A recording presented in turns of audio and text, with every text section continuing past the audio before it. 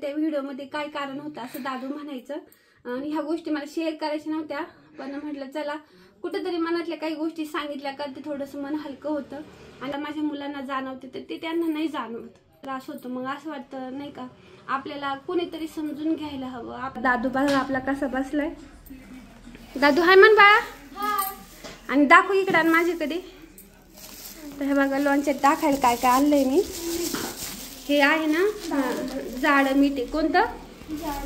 हा हा. आणि हे बघा जेवलेलं घर सुद्धा अजून झाडले नाही मुलांनी. हा राहू दे तेवढं होते मग पुशीन तो. आणि जे कैरी आहेत ना ह्या कैऱ्यांचं असं मस्त लोणचं करणार आहे मी.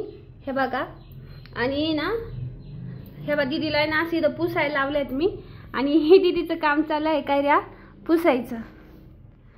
ब्लर दिसतंय रे बा. थांब एक सेकंड. हा झाले झाले. हा बोला.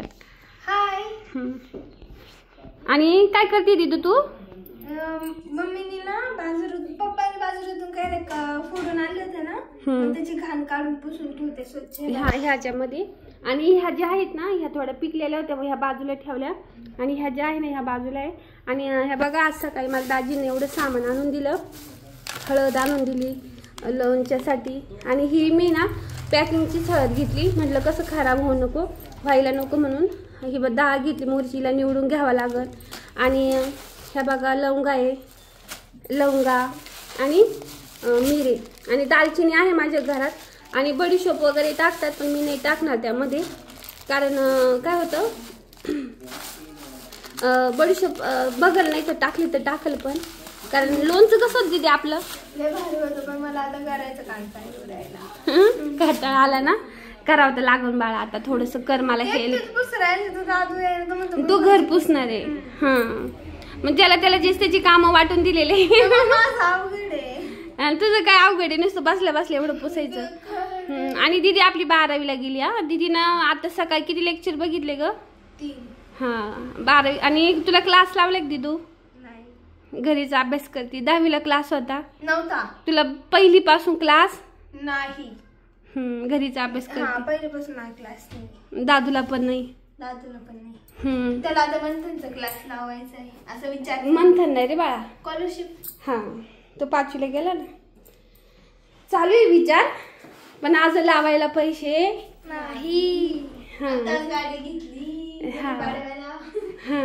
आणि हा बघा अजून घर झाडायचं आणि हे झाडायचं काम कोणाचं आहे?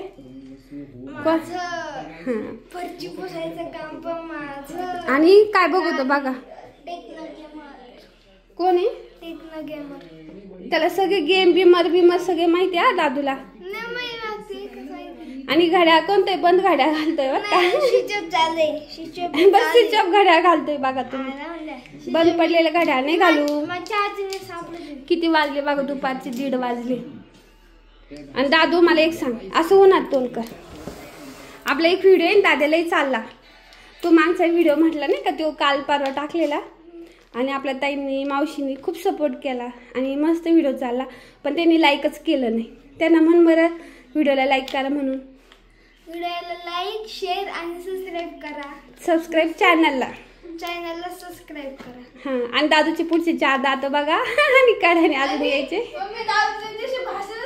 माझी शाळा संपली आहे आता मी असं करणार आहे आता मी तसं करणार आहे. हा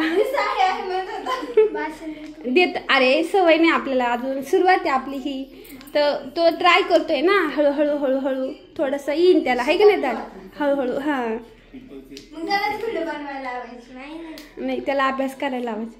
व्हिडिओ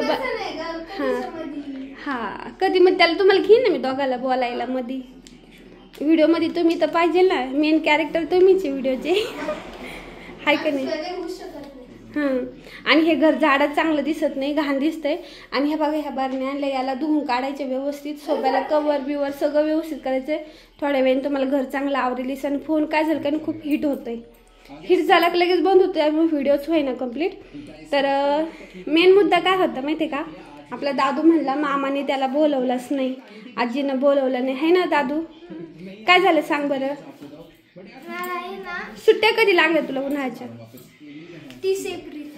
हा 30 एप्रिलला. आता किती तारीख आहे? किती मे मध्ये ना 10-12 दिवस झाले सुट्ट्या लागून आहे ना. आपण लग्नाला गेलो होतो ना. हा, गावाकडं आजीच्या गावाला, पप्पाच्या गावाला आहे ना. आणि मग आजीनं काय केलं, फक्त एकदा दोनदा शाळा चालू होती तर आजी काय म्हणली, ये दादूला. आणि नंतर जसे मेन सुट्ट्या लागले कोणी ये म्हणलं का, त्याला तरी म्हणली, दीदीला तर म्हणलीच नाही आजी ये म्हणून. आणि दादूला नाही आहे म्हणली. मग माझ्या दादूला त्याच्या पप्पानी सगळं घेऊन दिलं खेळायला. बॅट घेतली, बॉल घेतला, त्याला बॅडमिंटन घेतलं खेळायसाठी. हे बघा. हां, तर सगळं बाकीच्या गोष्टी ना मी तुम्हाला सांगते आहे ना. दादू म्हणून त्याच्यामुळे थोडासा फोन बघतो आणि अभ्यास करतो. अभ्यासामध्ये काय काय करतो सांग बरं तू. मंथनचे प्रश्नपत्रिका सोडवतो. मंथनचे नाही रे बाळा, स्कॉलरशिपचे 5चे पुस्तकातले प्रश्नपत्रिका सोडवतो. आणि माझ्याकडे 4थीचे काही प्रश्नपत्रिका होते ते सोडवतो. आणि अजून शुद्ध लेखन लिहितो. किती पानं? 4 पानं. मराठीचे 2, इंग्लिशचे 2. सगळे ताईनं दाखवायच्या तू पुढच्या ब्लॉग मध्ये. चला आता मी बोलते मग. आणि हे बघा खूप पासर आहे घरात दिसतोय तो मला. आणि पाणी नाही मर का आम्हाला आलं, सकाळी पाणी आलं पण झालं कसं माहितीये का, आम्हाला पाणी आलं नाही. आम्हाला असं आहे की सगळ्याच्या शेवटी पाणी येतं, सगळ्याला अगोदर येतं. आणि जेव्हा मला ना अनकट व्हिडिओ बनवायचा होता, पण झालं कसं मध्येच फोन मी असं बॅक साईडनं व्हिडिओ घ्यायला गेले तो कट झाला. इतकं गरम होतंय का बस, इतकं पाऊस येणार आहे असं वाटतंय, लय गरम होतंय. आणि ना मग होतं कसं आम्हाला पाणीच येत नाही. येतं पाणी पण जेव्हा सगळं कॉलनीचं भरून होतं ना मग आम्हाला पाणी येतं. आणि मग त्याच्यामुळे असा पासारा राहतो. आणि तुम्हाला आता समजून घ्या तुम्ही सुद्धा, कारण कसं आहे पाणी नसल्यामुळं ह्या अशा गोष्टी होऊ शकतात. कारण आपल्याकडे बोर वगैरे काही नाही आहे. आणि आता झालं काय ते तुम्हाला सांगते मी. मुलांना सुट्ट्या लागल्या नव्हत्या तोपर्यंत आईने मला म्हटली मुलांना लाव. आता आईचं कसं वय झालंय आणि गुडघे वगैरे हातपाय दुखत आहेत, चालता येत नाही जास्त, दम लागतो. आणि भाऊजाई कशी आहे रोज लोकांच्या रानात कामाला जाती, म्हणजे काय उक्त्यामध्ये कामाला जाते. आणि सर्वसाधारण आमच्यासारखे आम्ही आता काही सगळे हातावरचीच परिस्थिती आहे. आणि मग त्याच्यामुळे त्यांनी नसन बोलवलं. पण मला एक असं मुलांना वाटतं ना की बोलावं आपल्याला आजीनं. कसं घरात वर्षभर त्याच घरात राहून मुलं बोर राहतात. आणि मला पण बहीण नाही, कोणी नाही. आणि बहीण नसल्यामुळं काय होतं मुलं कुठं जाऊ शकत नाही ना. पहिलं कसं राहायचं, ह्या मावशीकं त्या मावशीकं जायचे, कधी ह्या मामाकून त्या मामाकं जायचे. आणि मी एकटी, भाऊ पण एकटाच. आणि जाणार कोणाकडं ना मग. आणि सासू सासरे आम्हाला गावाकडे तुम्हाला सांगते घर नाही काही नाही. जे घर आहे ना तर ते माझ्या जाऊबाईचं आहे. आणि मग कसं गेलं म्हणजे मग त्यांच्या ह्याच्यानुसारच. आणि ते पण जास्त कोणी फोर्स करत नाही मुलांना राहा म्हणून पहिल्यापासून. आणि मग त्याच्यामुळे काय होतं सारखी मुलं घरातच राहतात. तुम्हाला आता सांगते कसं, मी हातात फोन धरला होता ना, माझ्या हाताला कळ लागली. मग मी दीदीला म्हटलं ये तू थोडा वेळ काम राहू दे, आपला एक एवढा व्हिडिओ टाकूया म्हणजे तुम्हाला कळलं पाहिजे का त्या व्हिडिओमध्ये काय कारण होतं असं दादू म्हणायचं. आणि ह्या गोष्टी मला शेअर करायच्या नव्हत्या, पण म्हटलं चला कुठेतरी मनातल्या काही गोष्टी सांगितल्या का ते थोडंसं मन हलकं होतं. आणि आपण फ्रेंड सर्कलमध्ये असं काही नाही सांगत. आणि मी माझं चॅनल कोणला आहे, माझ्या फ्रेंडला, मैत्रिणीला, माझ्या आईला, माझ्या नातेवाईकाला कोणलाच सांगितलेलं नाही. मी यूट्यूबचं चॅनल आहे आणि त्यावरती व्हिडिओ टाकते म्हणून, त्यामुळे मी ही गोष्ट तुम्हाला शेअर करते. आणि मग कसं झालं की ना आईने कसं मुलांना बोलवायला पाहिजे होतं असं मला वाटतं. कारण आईने बोलवलं पण जास्त फोर्स केला नाही या म्हणून तुम्ही. भावानी पण केला नाही जास्त फोर्स. भाऊजाईचं तर काय विचारायचंच नसतं, कारण ते त्यांच्या याच्यावर असतात. त्यांना या किंवा नका येऊ काही घेणं देणं नसतं. म्हणजे चांगल्या आहेत तशा त्या, पण मग नाही बोलवत ते समजा. तर मग आमचं कसं झालं, बहीण नाही, भाऊ एकच, मी एकटीच. आणि मग मुलांना जाणार तरी कुठं, त्यांना पण वाटतं ना सारखं घरात. आणि शहरात कसं असतं, आता आपण इथं राहतो, इथं आपले नातेवाईक नसतात, कुणी जवळचे नसतात. ही अशी भरपूर असे जे शहरात राहणारे माझ्यासारखे त्यांची अशी व्यथा. मग आहे का तुम्हाला सांगते, जे होतं कसं की आपलं इथं नातेवाईक नसतात, आपल्याने थोडेसे पाहुणे नातेवाईक असतात त्यांच्या घरी जाऊन मुलं थांबतात, बसतात. पण मग त्या गोष्टी होत नाही ना. त्यांना मग वाटतं कुठंतरी जावा. आणि बाहेर फिरायला न्यायचं म्हटलं का पैसा लागतो, तेवढा आपल्याकडं नाही, आपली तशी परिस्थिती पण नाही आहे. पैसा कसं आहे, आपण हातावर मजुरी करून राहतो, शहरात पोट भरण्यासाठी आलोय, गावाकडे शेती थोडी म्हणून शहरात राहतो. आणि मुलांचं शिक्षणाची सोय होत नाही, कारण गाव कसं आपलं एकदम छोटं आहे, त्याच्यामुळं मग इथं येऊन राहावं लागतं. आणि आपले नातेवाईक पाहुणे रावळे कोणीच नसतं. तर ह्या सगळ्या गोष्टीमुळे होतं काय माहिती आहे का, की मुलांवर थोडंसं मानसिक म्हणा काही होईना पण त्यांना होतो. पण ते आपले आई वडील कसे जुन्या काळातले, त्यांना काय वाटत नाही. आणि जिथं माझी आई माझी भाऊ-भाऊजे राहतात ना, ते आमचं गाव आहे अख्खं. तिथं अख्खे नातेवाईक गणगोत सगळं तिथं त्यांच्या जवळ. माझी भाऊजाईचं माहेर तेच आणि सासर तेच. माझ्या आईचं पण माझे वडील वारल्यामुळे माझी आई तिथंच राहते, आई बापाजवळच म्हणजे राहायची.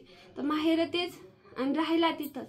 त्याच्यामुळे त्यांना जे गोष्टी मला माझ्या मुलांना जाणवते तर ते त्यांना नाही जाणवत असं आहे. आणि त्यांचे शिक्षण विचार, त्याच्यामुळे ते आपली मनस्थिती नाही समजू शकत. आणि मग तो त्रास आपल्याला होतो इथं आतमध्ये, खूप त्रास होतो. मग असं वाटतं नाही का, आपल्याला कोणीतरी समजून घ्यायला हवं आपल्या मुलांना.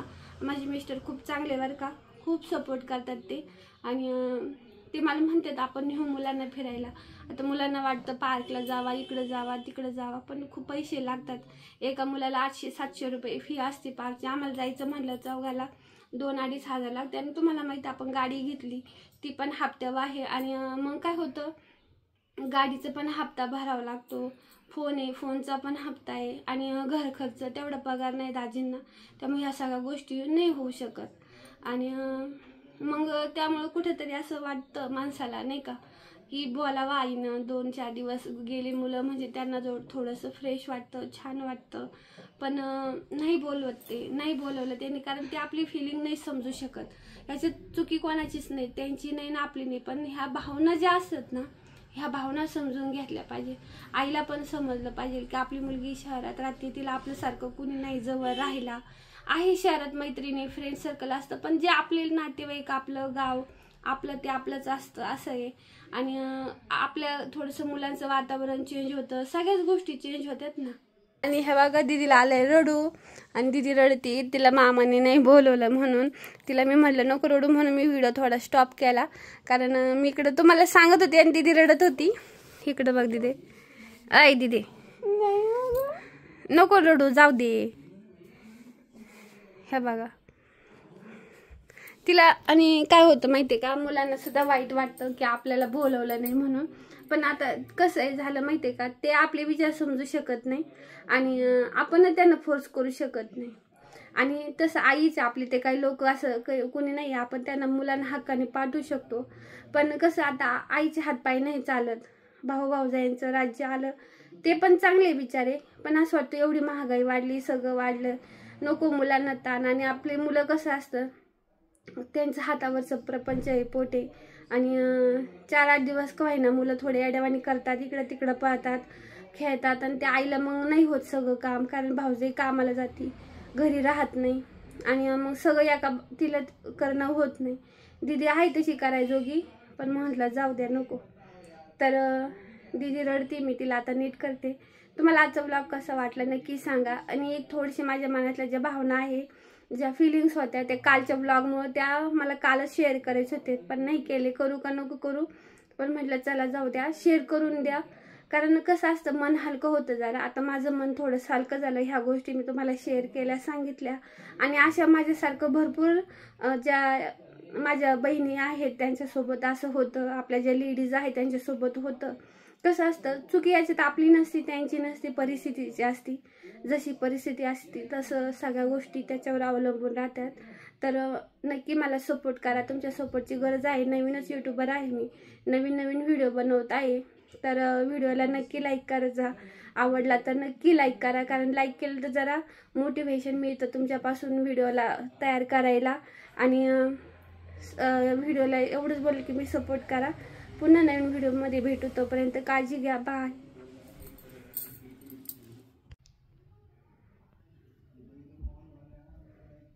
दीदी रडती बघ दाद्या.